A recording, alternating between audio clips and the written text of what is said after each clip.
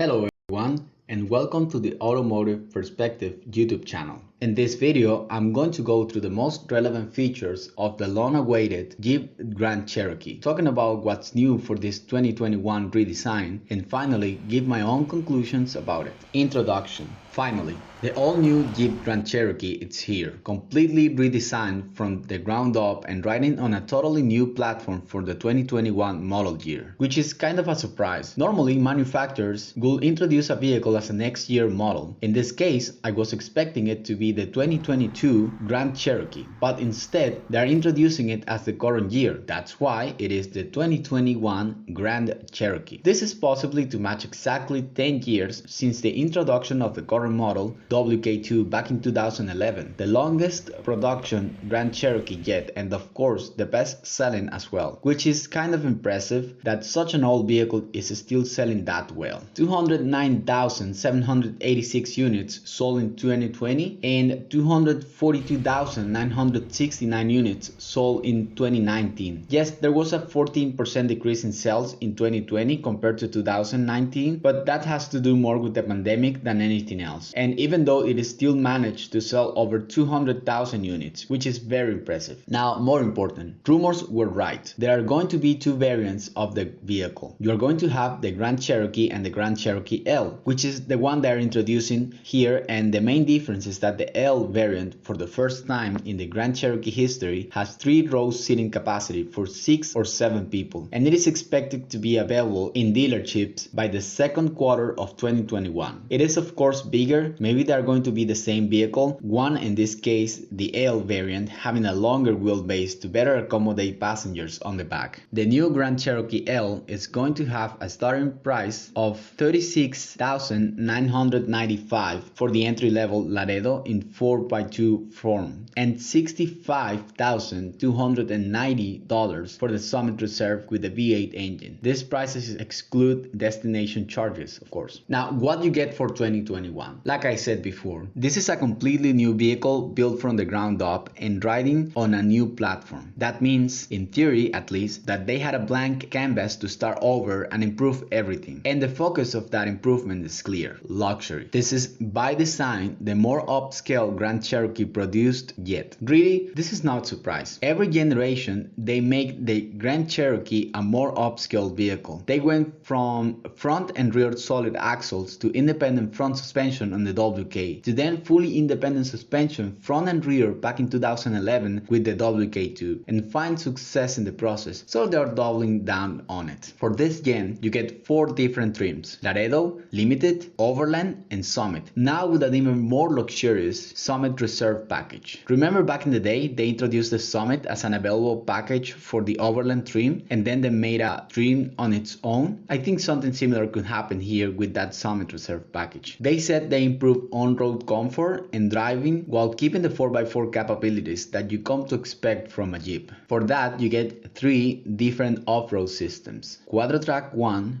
QuadraTrack 2, QuadraDrive 2, plus QuadraLift air suspension and Select Terrain traction management system. Little confusing, huh? Let's explain. Taking a deeper dive into the 4x4 systems for 2021, we get QuadraTrack 1, QuadraTrack 2, and QuadraDrive 2. They're all basically the same but use different hardware to achieve better results. Their main target is to avoid wheel slip and spinning and provide torque to the wheel with more contact to the ground, therefore better traction. For this, the system uses sensor to adjust torque distribution and make corrections as needed. So what's different then? Well, QuadraTrack 1 uses a single speed active transfer case, and it can send as much as 100% of available torque to the axle with most traction. Then QuadraTrack 2 uses a 2-speed active transfer case with an actual low range gear reduction. It has active 4-low torque control with 2.72:1 gear ratios. Finally, QuadraDrive 2 also uses a 2-speed transfer case, but it adds a rear ELSD, electronically controlled limited slip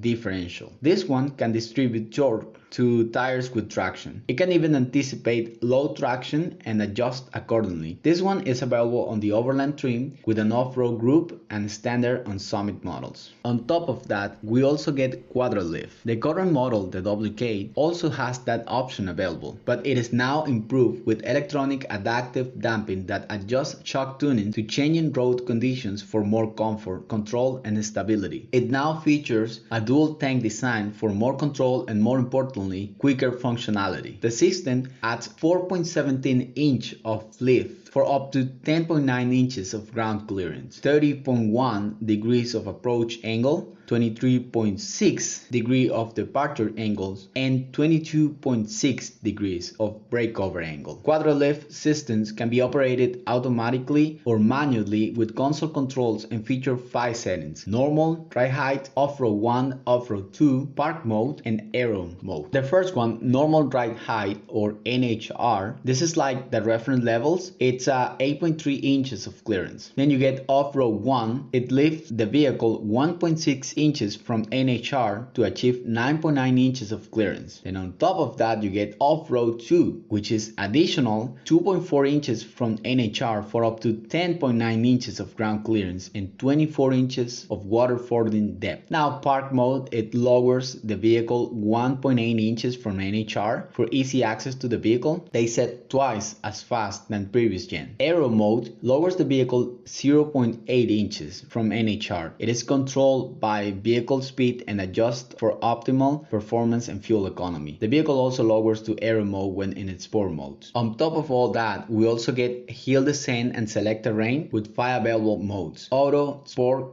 rock, snow, mud, sand, and it electronically coordinates up to 6 different powertrains: 4x4 torque split, braking and handling, steering and suspension systems, including throttle control, transmission shift, transfer case and traction control, stability control, anti-lock braking systems, ABS, and steering wheel. Also, you can opt for the off-road group that include high-strength steel skid plates, electronically limited slip differential, rear axle, and 18-inch aluminum wheels and rugged all-season performance tires. Now, powertrain. Not a lot to talk in here, really. For now, they're using the standard 3.6-liter Pentastar V6 engine rated at 290 horsepower and 257 pound-feet of torque, and the classic 5.7-liter Hemi V8 rated at 357 horsepower and 390 pound-feet of torque. With the V6 you get 6,200 pounds of towing capacity, and with the V8 you get up to 7,200 pounds of towing. They will of course add more powertrains in the future, most likely a 4xe electronic plug-in hybrid variant, of course the high-performance SRT, which they will most likely give it another name since Stellantis pretty much axled the SRT arm, and quite possibly we will continue getting the Trackhawk. Those high-performance models most likely will come next year and be available on the normal Grand Cherokee, not the L variant, the long wheelbase model, but we don't know for sure yet, of course. Now let's keep going with the design. Exterior, they said the design was inspired by the original Wagoneer, and to be honest here,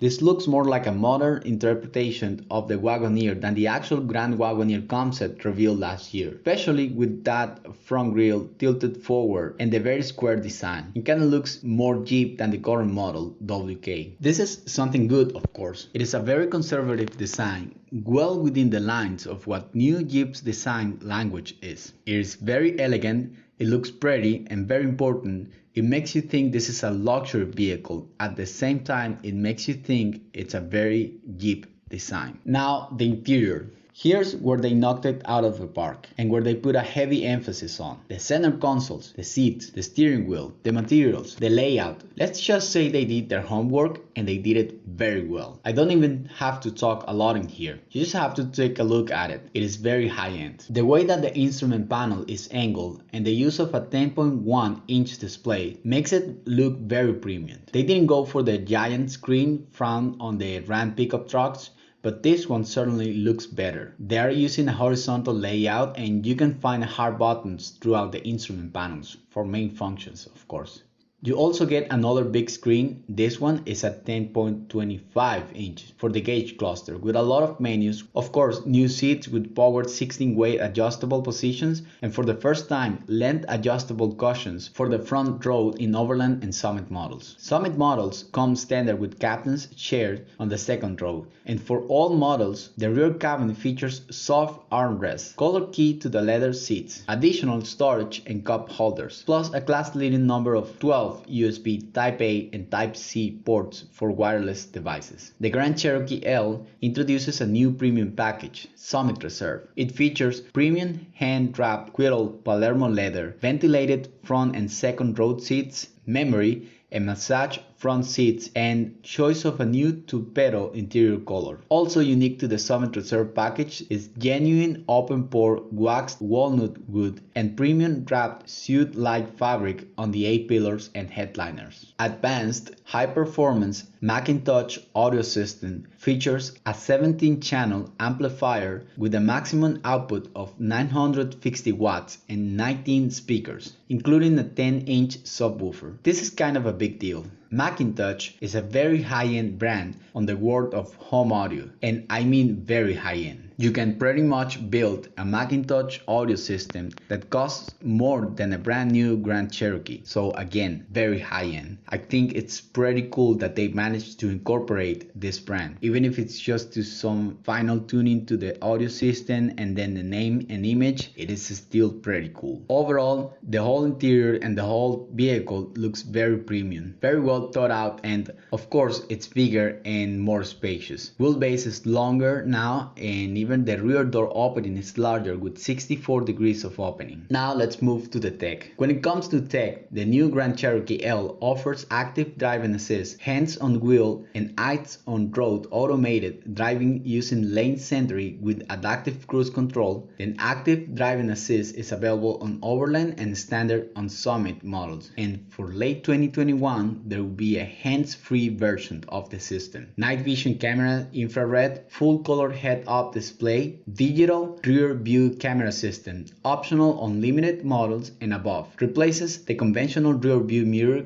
with a 9.2-inch wide LCD that shows real-time video from a rear-facing camera, a trend that we see more and more these days. Traffic sign recognition, surround view camera. It offers 360-degree bird's eye view of the vehicle and its surroundings, and rear seat monitoring camera accessible through a 10.1-inch Uconnect display to see what the kids are doing on the back. Lastly, some conclusions. Overall, I think this is what it needs to be. It is unmistakably a Jeep by design. The square-off look, the 7-slot tilted forward grille, the outline and shape of the vehicle, and when it comes to off-road, well, this is a luxury SUV, totally not meant for hardcore rock crawling or desert running, but certainly has some interesting technology that makes it very capable to tackle light trails with a lot of comfort and ease, kind of taking the Land Rover steps of replacing off-road hardware with technology. Another important aspect that comes to mind is this new Grand Cherokee has always been the best-selling vehicle in the Jeep lineup, among the most popular, so it makes a lot of sense to launch such a Main Street SUV for the brand in order to show people what they can do as a luxury product and sort of prepare an audience for the launch of the Grand Wagoneer, which is coming. Definitely, it continues on the trend of making the Grand Cherokee a more upscale model in every generation. To some,